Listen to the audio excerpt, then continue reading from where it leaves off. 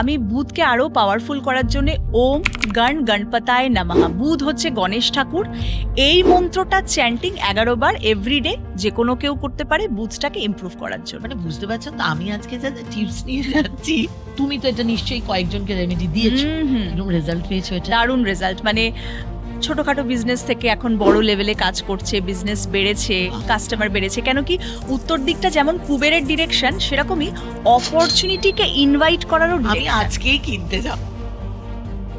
আমি মিস করছি সেই কাঞ্চনাকে, যাকে 7, 8, 9-এ যার ইনসিকিউরিটি ছিল, যে একটা ট্রমা পেরিয়েছিল ওই সময় যদি তোমার মতন একটা মানুষ আমি পেতাম। তুমি রিসেন্টলি একটা বই করেছিলে ভানুপ্রিয়ার ভূতের হোটেল।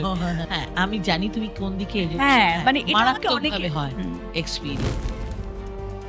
সায়েন্সও বিশ্বাস করেছে, সায়েন্সও, কারণ it's energy. Energy, positive and negative, হ্যাঁ, এই হ্যাঁ। দুটোই তো এনার্জি। এবার 2027 কোন কোন রাশির জন্য রকিং?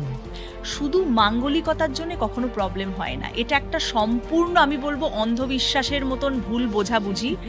গত গাছের সঙ্গে মেয়েদের বিয়ে হওয়ার কথা ছিল, সব সম্বন্ধ কেটে গেল। এইটা তো শুনলেই আমার ভয় লাগে, কাল সর্প দোষ, এটা কি গো? 12th হাউস রাহু, দ্বাদশে রাহু ফরেন সেটেলমেন্ট দিয়েছে, তো সবার ক্ষেত্রে এটা অ্যাপ্লিকেবল নয়। Applicable নয়। রাহু কেমন ভাবে রয়েছে সেটা খুব জরুরি দেখার। আমি সবাইকে বলবো, মানে আপনারা একদিন যদি ভোরবেলা উঠে সেই ঊর্জাটাকে যদি স্মেল করেন, ব্রহ্মা মুহূর্ত যেটা আমরা বলি, ভোর 4টের সময় 5টার সময়, তাহলে ওই যে সকালবেলার যে একটা এনার্জি, ন্যাচারাল যে এনার্জি, সেটা যে ফিল করেছে সেই বুঝতে পারবে যে কতটা সুখ তার মধ্যে।